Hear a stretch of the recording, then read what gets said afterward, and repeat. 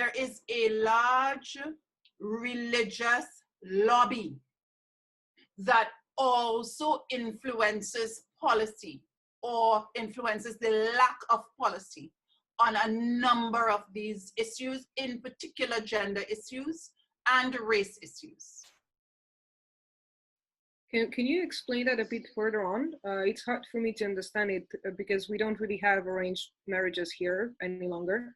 At least it's not as common as it was hundreds of years ago. I mean, I still hear about them. It's not completely eliminated, but to me, just I would like to understand better, what is the incentive? What makes religion leaders wanting for the girls to be married so soon? What is the benefit out of that? Well, I think the view is that, how do I put this delicately? The view is that perhaps teenagers or people, let's say young girls and older men, may fall in love and they may fornicate, which is against the law of all gods, apparently. And it is best for these people to be united in a stable relationship, notwithstanding age, and so preserve their standing with their respective gods and preserve the standing of the family in the community. So you don't have a hapless 14-year-old falling in love and being impregnated by a love-struck 34-year-old, and that union not being blessed by some organization or other. It enables the pedophilia and the phobophilia that we have in our society to happen. It was legitimizing it. So a news report came out, there were over 35 girls over the last 4-year period under the 12 and under who have been in the hospital giving birth to children. Under 12, which means that there are 35 crimes that have been committed, sexual offenses that have been committed, and has anyone been arrested? Has anyone been held accountable? Parents who are supposed to be, protecting these girls, and it's based on that purity obligation on women only, not on men. The woman has to be pure. The woman, the honor of the entire family rests on the woman's shoulders. Men. There is also years and years ago, Jessica. I had done some research on the whole question of sexual abuse of minors and how that intersected with poverty. And what I had found then is that you found a lot more incidents of young girls, children, let me say, children being abused when the housing was inadequate.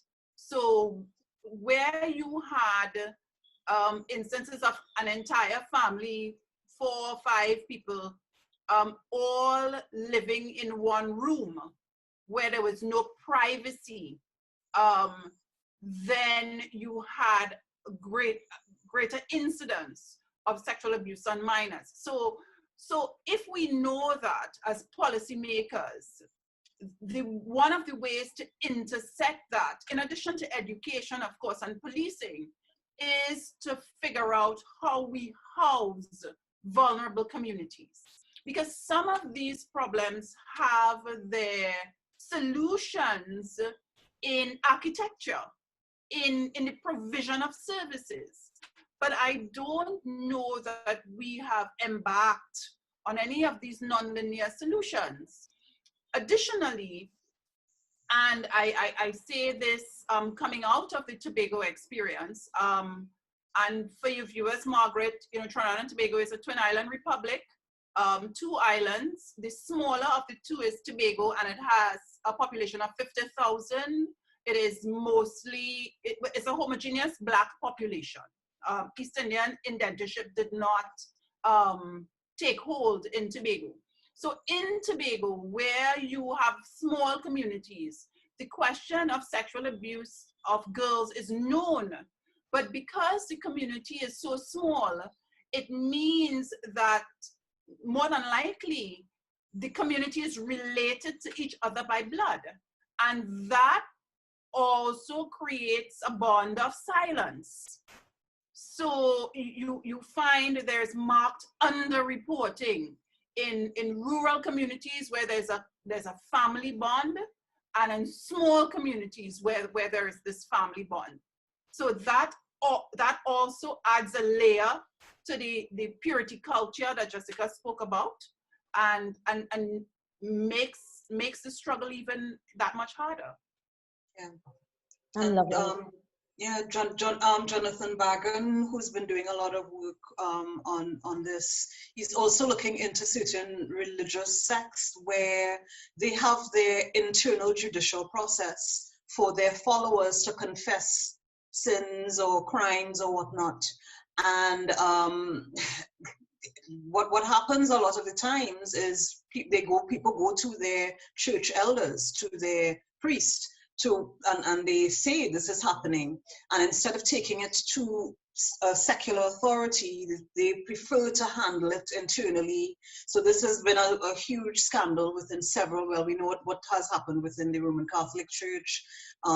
There's been a huge scandal within the Mormon Church as well, within the Jehovah's Witness Church as well, where, you know, and the Adventist Church as well, where people are saying this person is a predator. They raped me, or they abused me, or they abused my son, and what they put through is a religious process of you have to forgive. It's a sin that they did, and you know there's not an understanding that sometimes these are pathologies, you know, that this person suffers from and will abuse again. You know, they think repentance, forgiveness, and all is well, and we keep it inside our community and we don't take it to the police.